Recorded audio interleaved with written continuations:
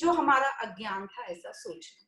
तो इस प्रकार हमें समझ में आया कि ये भगवत गीता कितना लाइफ के लिए जरूरी है। दूसरा एक बहुत बड़ा मिथ है कि ये जो गीता है ये 50 या 60 साल के बाद, जब आपके पूरे जीवन के सारे लक्ष्य पूरे हो जाएं, बाद में टाइम मिला तो वो पढ़ना, जबकि ये बहुत ही हमें जल्दी पढ़ लेना चाहिए। करीब करीब 15-20 साल की उम्र में यदि हम पढ़ लें तो शुरू कर दे भी पढ़ना, तो हमारी चीजें ठीक से सॉल्व होंगी। तो एक ये मिथ है कि जीवन के आखिरी दिनों में पढ़ना। दूसरा एक मिथ है कि ये सिर्फ लेडीज के लिए है। हम जितने भी मेल मेंबर्स यदि फोन उठाते हैं या उनको बोलते हैं कि हम गीता का ये लेक्चर ले रहे हैं, तो वो बोलते हैं हाँ हाँ हमारी वाइफ अटेंड कर लेगी, हमारी माँ अटेंड कर लेगी, हमारी बहन अटेंड कर लेगी। पर बहुत ही रेयरली हमें सुनने को मिलता है कि हाँ हमको अटेंड करना है। तो ये ज्ञान लेडीज ऐसा नहीं है, सेक्स से नहीं है कि मेल फीमेल के लिए है, ये आत्मा में मेल फीमेल कुछ नहीं होता, जीवन सबका है। तो ये ज्ञान सबके लिए, ऐसा नहीं है कि मेल मेंबर्स के लिए नहीं है। तो ये भी एक बहुत बड़ा मिथ है। तो दूसरा एक और मैं आपको एक एग्जांपल देती हूँ कि जैसे दो जहाज हैं और दोनों जहाज पर जो कैप्टन है वो काफी ट्रेन्ड है, पर एक जहाज के कैप्टन को उसका लक्ष्य नहीं पता कि कहाँ जाना है, उसको अपने डेस्टिनेशन का नहीं पता, गंतव्य स्थान का नहीं पता। पर जो दूसरे जहाज का जो है कैप्टन, उसको पता है कि उसका लक्ष्य क्या है और उसको कहाँ जाना है। तो यदि आपको आपका लक्ष्य पता रहेगा तो जो भगवत गीता है बहुत अच्छे से आपको रास्ता बताएगी, जीपीएस का काम करेगी। जैसे आज हमको कहीं जाना होता है, हम सिर्फ फोन पे वो ऐप डाल देते हैं और जीपीएस से हमें पता चलता है। पर भगवत गीता सिर्फ जीपीएस का काम नहीं करती, वो हमारा लक्ष्य क्या है जीवन में उसको निर्धारित करने में भी हमारी बहुत मदद करती है। तो जैसे जीपीएस का फुल फॉर्म है ग्लोबल पोजिशनिंग सिस्टम, तो वैसे ही भगवत गीता को आप बोल सकते हैं एलपीएस, लाइफ पोजिशनिंग सिस्टम। तो ये भगवत गीता अध्यात्म हमारी लाइफ को बहुत अच्छे से सुलभ तरीके से रास्ता दिखाता है और हमारे जीवन को बहुत ही आनंदमय और शांतिपूर्वक सुचारू रूप से चलाता है। तो कई लोगों का ये रास्ता तो पता है, गंतव्य स्थान भी पता है, पर वो चलना ही शुरू नहीं करते। क्यों नहीं शुरू करते? क्योंकि वो अभी जो अपना जीवन चल रहा है उसमें कंफर्टेबल है, थोड़े दुखी हो रहे हैं, अशांत हो रहे हैं, पर उनको एक स्टेप बाहर निकालने में डर लगता है, अनकंफर्टेबल होता है। पर चाहते चेंज हैं, चेंज चाहते हैं, पर खुद कुछ मेहनत करना नहीं चाहते, उस राह पर चलना शुरू नहीं करना चाहते। तो यदि ऐसे हम करेंगे तो काम नहीं चलेगा। जो भी हमने पढ़ा है उसको हम धीरे धीरे अप्लाई करें, चलना मतलब उस पर अप्लाई करें, उसको धीरे धीरे अभ्यास करें। ड्रास्टिक चेंजेस नहीं करना है।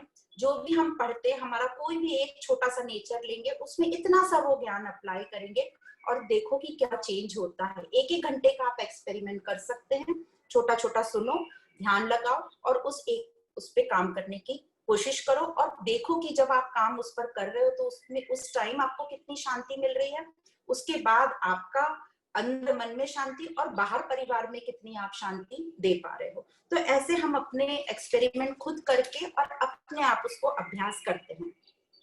पर हमारी जो अभी स्थिति है वो उस तरीके की है जैसे पेड़ पर एक नीचे की डाली पे चिड़िया बैठी है। तो पेड़ पर बहुत सारी डालियां हैं, जो सबसे नीचे की डाली पे एक छोटी सी चिड़िया बैठी है और एक चिड़िया जो बैठी है वो सबसे ऊपर वाली डाली पे बैठी। तो जो नीचे वाली चिड़िया है, जैसी आज हमारी स्थिति है, उसको क्या दिखाई देगा? सिर्फ जो नीचे का ही थोड़ा विजन दिखेगा, जो भी कुछ वहां घटित हो रहा है। पर जो ऊपर वाली डाली पर बैठी है, मतलब जिसका मन बुद्धि एकदम स्ट्रांग हो गए हैं ज्ञान से, और वो ऊपर की डाली पर से क्या देख रही है? वो ज्यादा बड़ा सीन देख रही है, दूर दूर तक वो देख पा रही है। तो हमें अपने ज्ञान से, इस अध्यात्म ज्ञान से अपने मन बुद्धि को ऐसा तैयार करना है ताकि हमारी स्थिति भी उस ऊपर बैठी जो डाली पर चिड़िया है उस तरह की हो जाए और हम एक टोटलिटी का, समष्टि का पिक्चर देख पाए। अभी होता यूं है, क्योंकि हमें टोटलिटी, समष्टि का नहीं पता, तो हम छोटी छोटी घटनाओं पर एक दूसरे को ब्लेम करते हैं, अपनी किस्मत को ब्लेम करते हैं या फिर भगवान को ब्लेम करते हैं, क्योंकि हमें समष्टि का पिक्चर नहीं पता कि पहले ये कैसा हुआ था और क्या उसका ये रिजल्ट आज आया है। पर यदि हम इस ज्ञान से अपने मन बुद्धि को कुशाग्र कर लेंगे, और जब हमारा मन बुद्धि कुशाग्र हो जाता है तो इंद्रियां वगैरह सब हमारे कंट्रोल में आती हैं। जब जो हम आगे इस भगवत गीता में अध्ययन करेंगे तो हमारा विजन भी जो देखने का है वो एकदम वाइड विजन हो जाएगा और हमें टोटलिटी का पिक्चर दिखेगा। परिस्थितियां तब भी आएंगी दुख सुख आएंगे, पर अब हम बहुत स्ट्रांग हो गए हैं और अब हमें समझ है कि ये क्यों आ रहा है और इसको अब मुझे कैसे फेस करना है, जिसको हम पुरुषार्थ बोलते हैं। तो इसी प्रकार एक और हम दृष्टांत सुनाते हैं। एक पिताजी थे, उनके दो, एक व्यक्ति थे, उनके दो बेटे थे। तो इन जो पिताजी थे उन्होंने अपने दोनों बेटों को एक लेटर लिखा। तो दोनों बेटों को वो पत्र मिला।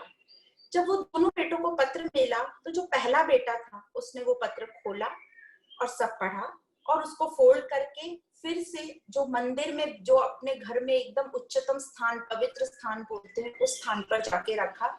उसके ऊपर एक पानी का कलश रखा आदर के लिए, पूजनीयता बताने के लिए, और जैसे वो भगवान की पूजा करता उसकी पूजा करता रहा। जो दूसरा व्यक्ति था उसको भी लेटर मिला, उसने वो लेटर खोला और अपने पॉकेट में रख लिया। कुछ दिन बाद ये पिताजी पहले पुत्र के पास पहुंचे और उन्होंने बोला कि बेटा मैंने आपको एक पत्र भेजा था।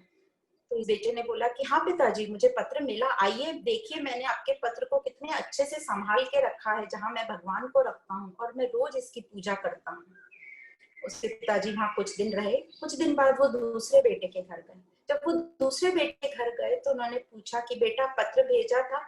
इतना ही पूछने की देर थी कि उनको दिख गया कि जो भी कुछ पत्र में लिखा था वह सब यहाँ सामने दिख रहा है और उसके परिवार की जो तालमेल है वो भी वह उसमें दिख रही है। कहने का मतलब ये, जो दूसरा बेटा था, पिताजी ने जो जो लेटर में लिखा था वो सारे काम करके रखे थे, वो पूरे तैयार थे, जो पिता अपने वो बेटे के घर में देख सकता है। अब एक पिता अपने बेटे को क्या लिखेगा, क्या बोलेगा? यही बोलेगा बेटा अच्छे से रहना, अपने परिवार के साथ मधुरता से रहना, बच्चों के साथ अच्छा बिहेव करना, अपने कार्य में मन लगाकर काम करना, शुद्ध भोजन करना, ताजा भोजन करना, अपने घर को साफ सुथरा रखना। इसी टाइप के कुछ हर फादर बोलता है अपने बच्चे को। तो अब आप बताइए कि ये जो पिताजी हैं, प्यार तो दोनों से करेंगे क्योंकि दोनों उसके पुत्र हैं, पर ज्यादा लगाव किसकी तरफ होगा? नेचुरली जिसने पूरे काम करके रखे होंगे। तो उसी प्रकार ये जो ग्रंथ हैं, उपनिषद हैं, वेद हैं, ये हमारे ऋषि मुनियों ने, ये हमारी धरोहर है जो हमको गिफ्ट के रूप में मिली है। पर हम सब ने क्या किया, उनको बहुत अच्छे से रेशम के कपड़ों में लपेट के अपने मंदिरों में सजा दिया है। पर अब वक्त आ गया है कि उनको हम उठाएं, उनको पढ़ना शुरू करें, और सिर्फ पढ़ना ही नहीं, पढ़ते पढ़ते उसको अप्लाई करना भी शुरू करें। तो जिस प्रकार हमारे घरों में यदि कोई ऐसा व्यक्ति आ जाए आज के जमाने में जो आप जानते नहीं हैं, तो पहले तो आप दरवाजा ही नहीं खोलेंगे, और गलती से वो आ भी गया तो जब तक आपको उसकी जानकारी नहीं मिलेगी, उसका परिचय नहीं मिलेगा, आप परेशान रहेंगे कि यह कौन है। तो उसी प्रकार जब हम दूसरों का परिचय इतना लेते हैं तो हम अपना परिचय क्यों नहीं लेते, हम क्यों नहीं जानते कि हम कौन है? तो जो अध्यात्म है, भगवत गीता है, वो मुझसे मेरा परिचय कराती है। महात्मा गांधी से लेके बराक ओबामा तक हर कोई अपनी कामयाबी का श्रेय भगवत गीता को देता ही देता है। तो भगवत गीता में कृष्ण ने अर्जुन को कितनी बार हे भारत करके संबोधित किया है। हे भारत का मतलब है, भारत मतलब हमारा देश, कि ये हमारी जड़ें हैं, जो उपनिषद हैं, शास्त्र हैं, ये जो अध्यात्म ज्ञान है, ये हमारी जड़ें हैं। तो इसको जानने का हमें पूरा, हमारा पहला अधिकार है इसको जानने का और इनको सींचने का। यदि हम अपने अध्यात्म, ये स्पिरिचुअल नॉलेज को नहीं जानते, तो कई गीताकार या अध्यात्म ये कहते हैं कि फिर हमें भारतीय कहलाने का कोई मतलब ही नहीं, हमने कहलाना ही नहीं चाहिए भारतीय। पुरानी वेस्टर्न वर्ल्ड में, फॉरेन कंट्रीज में इस गीता को इतना यूज किया जा रहा है। कितने इंग्लिश राइटर्स ने सिर्फ एक श्लोक या एक वर्ड से पूरी पूरी बड़ी बड़ी किताबें रखी हैं, लिख ली हैं, और हम अब उनको वैल्यू दे रहे हैं। पर जो हमारे ऋषि, बड़े बड़े संत महात्मा जो इतना ज्ञान बोलते हैं और दे रहे हैं, हम उनको नकार रहे हैं या हम उनकी हंसी मजाक उड़ा रहे हैं। तो अब वक्त आ गया है कि हमने इस जो हमारी जड़ें हैं, अध्यात्म है, इसको उठा के पढ़ना चाहिए और धीरे धीरे अप्लाई करना चाहिए, ताकि हमारी जनरेशन एक एग्जाम्पल बना सके अपनी नेक्स्ट जनरेशन के लिए। हम सिर्फ बोलते हैं कि आजकल के बच्चे तो ऐसे हैं, आजकल के तो बच्चे ऐसे हैं। हमने क्या किया, हमने क्या उनके सामने एक भी ऐसा उदाहरण खड़ा किया है जो बच्चे हमको देख के फॉलो करें? नहीं किया है। तो आज से हम इस अध्यात्म की पढ़ाई कर, ज्ञान लेके इसको सही ढंग से अप्लाई करने कोशिश करेंगे, थोड़ा थोड़ा ही करेंगे, थोड़ा थोड़ा ही करने से हमें बहुत प्राप्ति होगी और इस प्रकार हम अपनी उन्नति कर सकते हैं। हम अपने जीवन को सुचारू रूप, शांतिमय और उत्साहपूर्ण बना सकते हैं। अब ये सभी की धारणा ऐसी होती है कि जो गीता का पाठ करने से मुक्ति मिल जाती है, मोक्ष मिल जाता है, मोक्ष की प्राप्ति होती है। तो सिर्फ करवाने से या करने से नहीं होती, पढ़ने से हमें उसे अप्लाई करना पड़ेगा अपने जीवन में। तो सबसे पहले हम बात करते हैं मोक्ष की। ये मोक्ष क्या होता है, जो हमने कई अपने बड़ों के मुंह से सुना है। मोक्ष मतलब उनको चाहिए मरने के बाद जीवन मरण में फिर से नहीं आए, ताकि ये फिर से शरीर नहीं लेना पड़े और कष्ट नहीं हो। तो एक्चुअली तो उद्देश्य अध्यात्म का यही है कि हम सब जो भी प्राणी है, हम सबको मोक्ष की प्राप्ति हो। पर ये उच्चतम स्थिति है, इसमें बहुत वक्त लगता है और ये डिपेंड करता है कि आपकी कितनी उसमें उत्सुकता है, आपका कितना वैराग्य है और आप कितना टाइम डिवोट करके उसको अप्लाई कर रहे हैं। पहुंचना हम सबको वही है, पर कितना टाइम लगेगा कहना सबका अपना अपना अलग अलग है। तो मोक्ष तो ये हो गई हमारे इस जन्म के बाद की जो बात कर रहे हैं। पर मुक्ति क्या है? मुक्ति ये है कि जो हमारे सुख दुख जो परिस्थितियां आती हैं, जिससे हम डिस्टर्ब होते रहते हैं, तो हम इतने सक्षम हो जाएं, हम इतना अच्छे से ये ज्ञान समझ लें कि जो भी सिचुएशन आए हम उसका बहुत अच्छी तरीके से स्वीकार करके सामना कर सकें और हमें समझ उससे हम ज्यादा डिस्टर्ब नहीं हो, सुखी दुखी नहीं हो। तो ये है मुक्ति कि अभी इसी जीवन में जो भी परिस्थितियां मेरे सामने आए उनको मैं अच्छे से स्वीकार करके, प्रेम से सामना करके और उसमें बेस्ट में क्या एक्ट कर सकती हूँ उस तरीके से मैं एक्ट करूँ, और यही पुरुषार्थ कहा जाता है और हमारे हाथ में अभी यही है। तो मुक्ति इसी को बोलते हैं जो हम अभी इसी जीवन में इसी वक्त कर सकते हैं। तो अध्यात्म हमें मुक्ति दिलाएगा, मोक्ष दिलाएगा। तो हम ये प्रॉमिस तो नहीं करते हैं आपसे कि 18 श्लोक बाद आपको मोक्ष मिल जाएगा, मोक्ष की बात नहीं कर रहे हैं। मिलेगा, जरूर मिलेगा, पर सबकी अपनी अपनी यात्रा है। पर मुक्ति जो है अवश्य मिलेगी। मुक्ति कितनी डिग्री की मिलेगी, कौन कितना अभ्यास करता है, ये उस पर डिपेंड है। पर हाँ, एक बात पक्की है कि यदि आपने थोड़ा सा भी इसको अप्लाई कर दिया और निरंतर करते रहे, हफ्ते में एक बार अपनी डायरी में देखते रहे, समझते रहे और करते रहे एक एक उस पे भी, तो इतना सा भी अप्लाई करने से आपके जीवन में इतना परिवर्तन आएगा।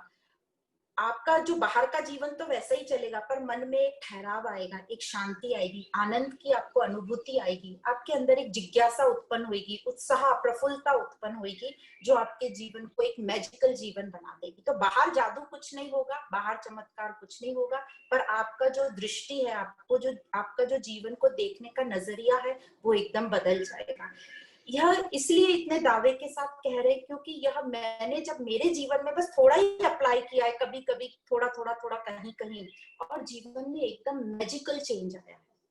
तो यही हमारी यात्रा रहेगी। हम इस अभ्यास के इस गीता अभ्यास को हम शुरू करेंगे अगले सेशन में, फर्स्ट अध्याय से, अर्जुन विषाद योग। इस पूरी की यात्रा में, भगवत गीता की यात्रा में जो हमारे गुरु रहेंगे वो रहेंगे भगवान श्री कृष्ण, वह हमारे गुरु हैं। और हम सब जो हैं, हम अर्जुन की जगह खड़े हैं, तो हम सब अर्जुन की तरह वो ज्ञान लेंगे। तो इस प्रकार जो हमारी जो पूरी यात्रा रहेगी 18 अध्याय की, 18 अध्याय हैं, 701 श्लोक हैं, जो हम 20 सेशन में कंप्लीट करेंगे। तो मुझे आशा है कि हमारी यात्रा बहुत ही सुगम रहेगी, उत्साह से भरी रहेगी, और आप सबका साथ रहा तो हम सब वो मुक्ति जरूर जरूर पाएंगे। आप सभी को बहुत बहुत प्रणाम, धन्यवाद।